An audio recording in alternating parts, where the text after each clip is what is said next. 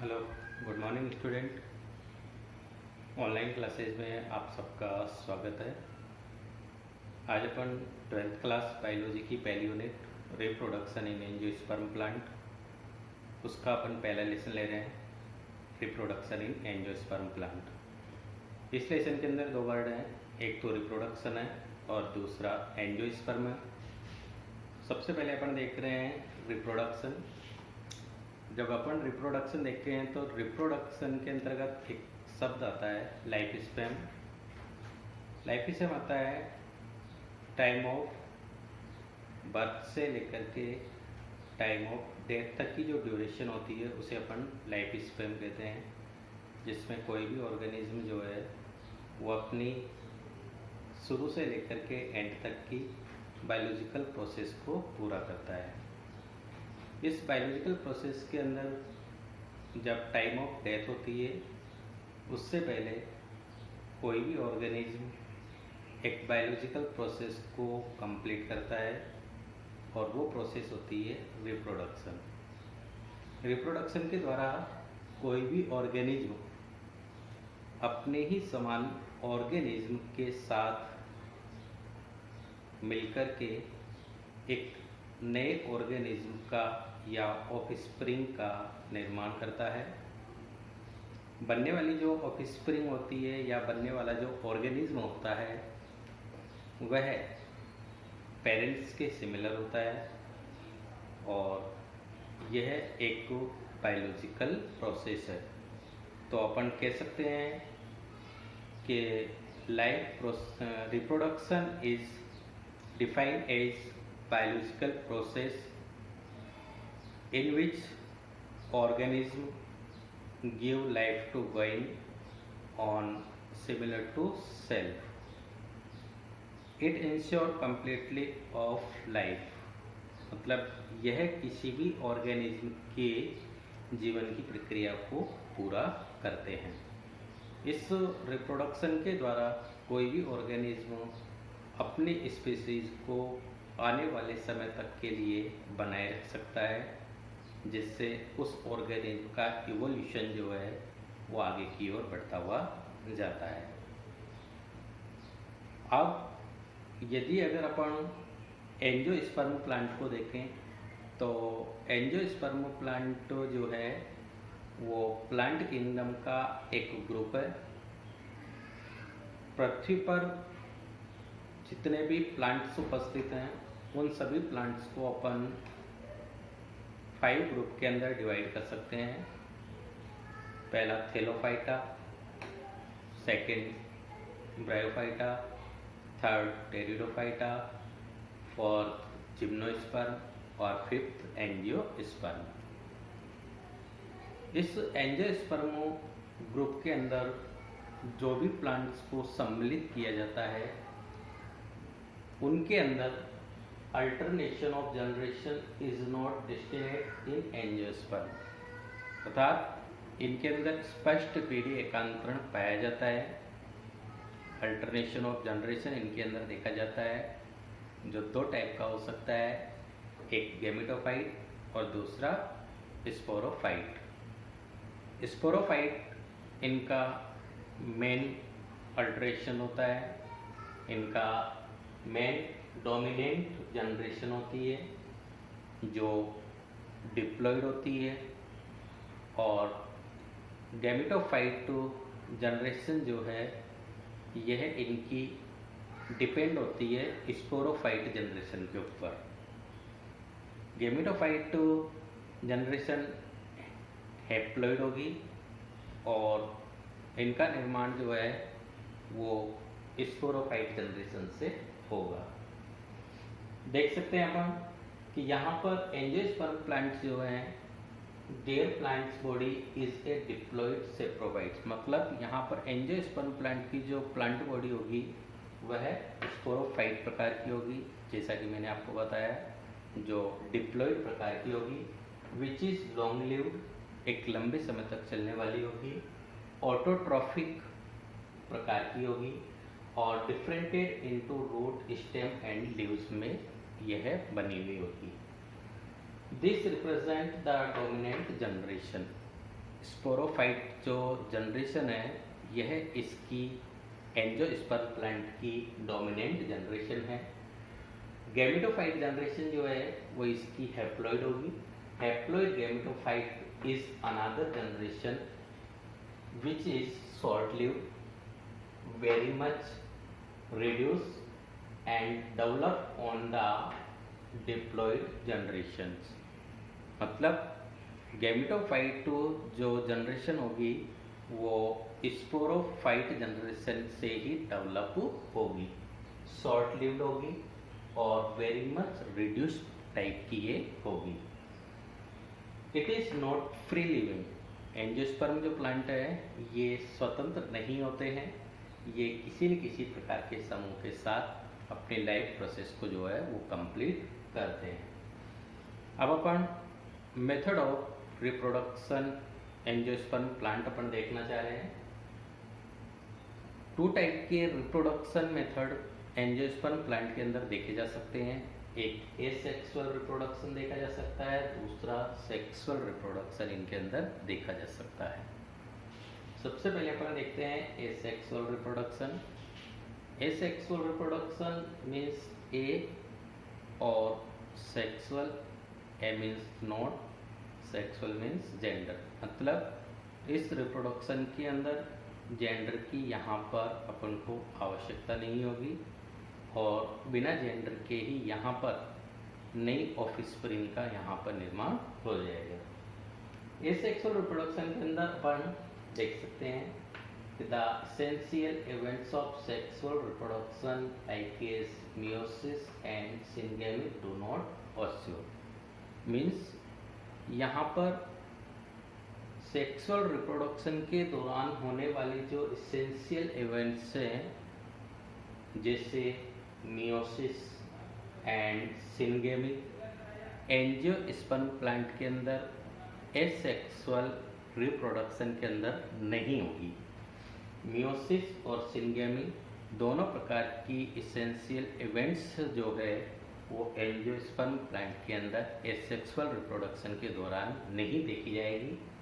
साथ ही साथ it is known as apomixis. Asexual reproduction को यहाँ पर एपोमिक्सिस भी कहा जा सकता है। एपोमिक्सिस जो है ये भी स्वयं 2 वर्ड से यहाँ पर डिवाइड हुआ है। एपोमिक्सिस अपन कह सकते हैं apo plus mixes. Apo means without, mixes means fusion. अर्थात इस एसेक्सुअल रिप्रोडक्शन के अंदर फ्यूजन जैसी या फर्टिलाइजेशन जैसी किसी प्रकार की कोई प्रक्रिया यहाँ पर नहीं होगी और बिना फ्यूजन या बिना फर्टिलाइजेशन के ही यहाँ पर न्यू ऑफस्प्रिंग का यहाँ पर निर्माण हो जाएगा, नए ऑर्गेनिज्म का यहाँ पर निर्माण हो जाएगा।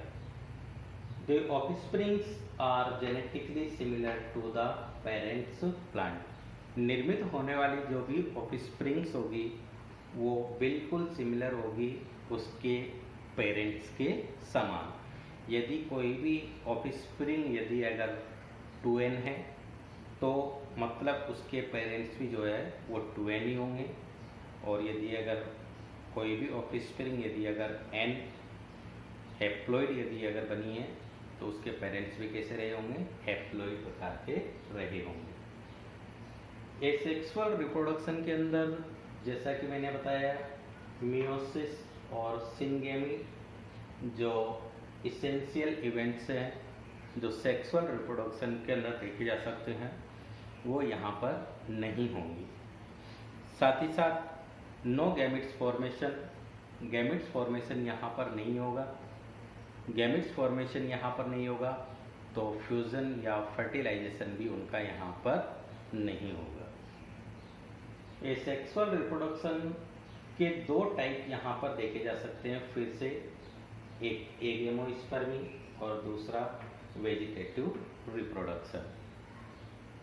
एगेमोस्पर्मी ये एसेक्सुअल रिप्रोडक्शन का पहला पार्ट है और एगेमोस्पर्मी जो है ये भी 3 वर्ड से यहाँ पर बना हुआ है। एगेमोस्पर्मी अपन कह सकते हैं A plus gamous plus sperm. A means not, gamous means fertilization, sperm means seed। अर्थात एक गेमोस्पर्मी के अंदर बिना फर्टिलाइजेशन के ही डायरेक्ट किसका निर्माण हो जाएगा, सीड का फॉर्मेशन यहाँ पर हो जाएगा। क्योंकि एसेक्सुअल रिप्रोडक्शन का यह पार्ट है, इसलिए यहाँ पर भी जो भी ऑर्गेनिज्म होंगे उनके अंदर एक तो गैमेट्स फॉर्मेशन नहीं होगा और गैमेट्स फ्यूजन मतलब फर्टिलाइजेशन की प्रक्रिया यहाँ पर नहीं होगी और डायरेक्टली किसी भी एक ऑर्गेनिज्म से यहाँ पर अपने ही समान नए ऑर्गेनिज्म का निर्माण हो जाएगा, वो भी किसके बिना फर्टिलाइजेशन के, विदाउट फर्टिलाइजेशन के। ठीक है। सिट्रस, लेमन, ग्रेप्स, इनके अंदर अपन एगेमोस्पर्मी प्रक्रिया को अपन देख सकते हैं, प्रोसेस को देख सकते हैं। दूसरा है वेजिटेटिव प्रोपेगेशन। वेजिटेटिव प्रोपेगेशन के अंदर क्या होता है कि कोई भी जो प्लांट्स होता है उस प्लांट्स को अपन दो भागों में अंदर डिवाइड करते हैं। उसके जो पार्ट्स होते हैं उनको अपन दो भागों के अंदर डिवाइड कर सकते हैं। एक तो उसका फ्लावरिंग वाला पार्ट होता है जिसके अंदर रिप्रोडक्टिव स्ट्रक्चर होती है और उस फ्लावर के द्वारा उसके अंदर बनने वाली जो रिप्रोडक्टिव स्ट्रक्चर होती है उनके द्वारा यहाँ पर एंजियोस्पर्म प्लांट के अंदर सेक्सुअल रिप्रोडक्शन देखा जा सकता है। लेकिन उस फ्लावर के अलावा जो एंजियोस्पर्म प्लांट के जो अदर्स पार्ट होते हैं जैसे स्टेम, रूट एंड लीव्स, इन पार्ट्स को अपन वेजिटेटिव पार्ट्स कहते हैं। वेजिटेटिव पार्ट्स ये होते हैं और इन वेजिटेटिव पार्ट्स के मॉर्फोलॉजिकल स्ट्रक्चर पादप की प्लांट्स की ये बनाते हैं। जब मॉर्फोलॉजिकल स्ट्रक्चर बनाते हैं तो प्लांट्स की लाइफ प्रोसेस के अंदर इनका अलग अलग प्रकार का फंक्शन होता है, लेकिन साथ ही साथ ये वेजिटेटिव जो पार्ट्स होते हैं ये इन प्लांट्स के अंदर रिप्रोडक्शन जैसी प्रोसेस के अंदर भी भाग लेते हैं और अपने ही सिमिलर नए ऑर्गेनिज्म का निर्माण इन प्लांट्स के इन वेजिटेटिव पार्ट्स के द्वारा किया जा सकता है। तो एंजियोस्पर्म प्लांट के अंदर जो वेजिटेटिव पार्ट्स होते हैं ये तीन होते हैं, स्टेम, लीव्स एंड रूट्स, जिनके द्वारा अपने ही समान सिमिलर एक नए ऑर्गेनिज्म का यहाँ पर फॉर्मेशन किया जा सकता है। अब वेजिटेटिव प्रोपेगेशन जो है यह दो प्रकार का हो सकता है। एक आर्टिफिशियल वेजिटेटिव प्रोपेगेशन होता है और एक नेचुरल वेजिटेटिव प्रोपेगेशन होता है। सबसे पहले अपन यहाँ पर देखते हैं नेचुरल वेजिटेटिव प्रोपेगेशन।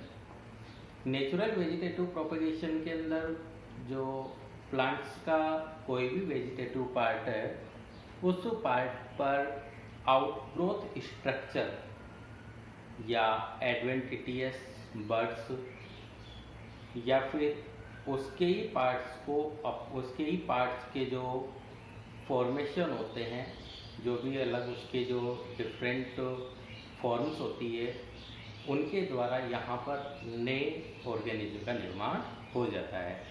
जैसे यदि अगर अपन देखें तो सबसे पहले अपन देख रहे हैं नेचुरल वेजिटेटिव प्रोपेगेशन जो है ये तीन प्रकार का हो सकता है।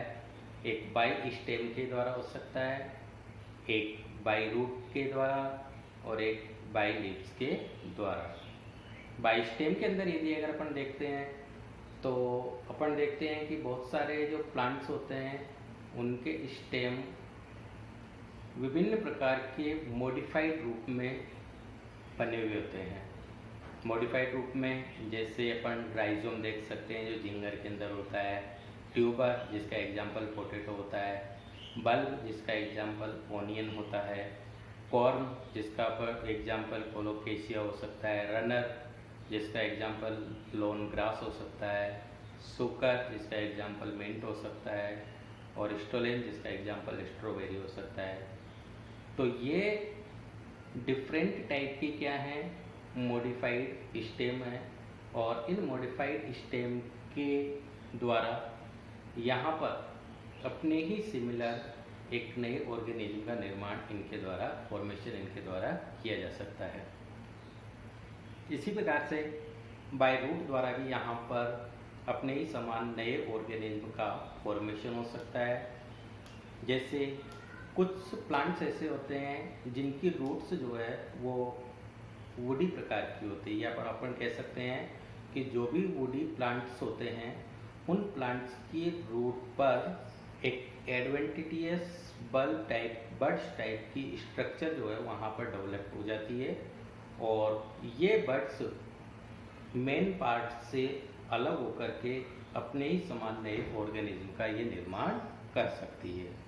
एग्जाम्पल के तौर पर अपन नीम के अंदर देख सकते हैं, जैस्मिन के अंदर अपन देख सकते हैं, और इंडियन रेडवुड जो होता है उसके अंदर भी अपन बाय रूट द्वारा एक नए प्रकार के ऑर्गेनिज्म के निर्माण की प्रोसेस को देख सकते हैं। इसी प्रकार से बाय लीव्स के द्वारा भी एक नए प्रकार के ऑर्गेनिज्म का निर्माण हो सकता है नेचुरल वेजिटेटिव प्रोपेगेशन द्वारा, जैसे ब्रायोफिल्लम या बिगोनिया की जो लीव्स होती है, ब्रायोफिल्लम की जो लीव्स होती है, उस लीव्स के जो लीव्स कोर होती है वहाँ पर एक बर्ड लाइक स्ट्रक्चर जो है वो डेवलप हो जाती है, जो एज बिल्कुल लीफ के समान होती है, और ये बर्ड लाइक स्ट्रक्चर उस मेन पार्ट से डिवाइड होकर के, अलग होकर के अपने ही सिमिलर नए ऑर्गेनिज्म का निर्माण कर सकती है। तो इस प्रकार से नेचुरल वेजिटेटिव प्रोपेगेशन जो है वो 3 प्रकार का हो सकता है। बाय स्टेम के द्वारा हो सकता है, बाय रूट के